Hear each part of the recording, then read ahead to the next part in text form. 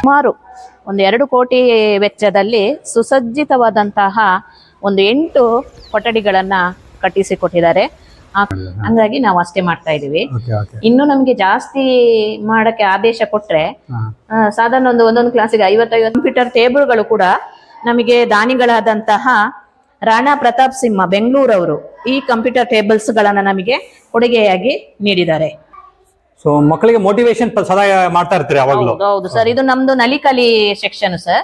ಇದರಲ್ಲಿ 1 to 3 1ರಿಂದ 3ನೇ ತರಗತಿ ಮಕ್ಕಳಿದ್ದಾರೆ ಮೀಡಿಯಂ.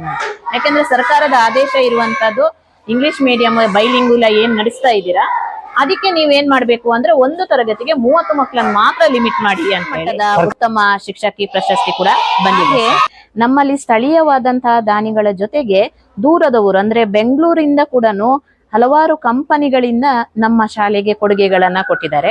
ಈ ವಿಡಿಯೋನ ನೀವು ನೋಡಿ ನಿಮ್ಮ ಮಕ್ಕಳನ್ನು ಇಂಥ ಸರ್ಕಾರಿ ಶಾಲೆಗೆ ಸೇರಿಸಿ ಇಲ್ಲಿ ಬಂದಾಗ ನೀವೇನು ಬೇಲೂರು ಮತ್ತೆ ಮೂಡಿಗೆರೆಗೆ ಹೋಗಿ ಬಂದಾಗ ಈ ಶಾಲೆಯನ್ನು ಒಮ್ಮೆ ನೋಡ್ಬಿಟ್ಟು ಹೋಗಿ. ಬಹಳ ಚೆನ್ನಾಗಿದೆ. ದಯವಿಟ್ಟು ವಿಡಿಯೋಗೆ ಒಂದು ಲೈಕ್ ಕೊಡಿ. ಹಾಗೆ ಮೊದಲ ಬಾರಿಗೆ ನಮ್ಮ ಚಾನಲ್ ನೋಡ್ತಾ ದಯವಿಟ್ಟು ಸಬ್ಸ್ಕ್ರೈಬ್ ಮಾಡಿ.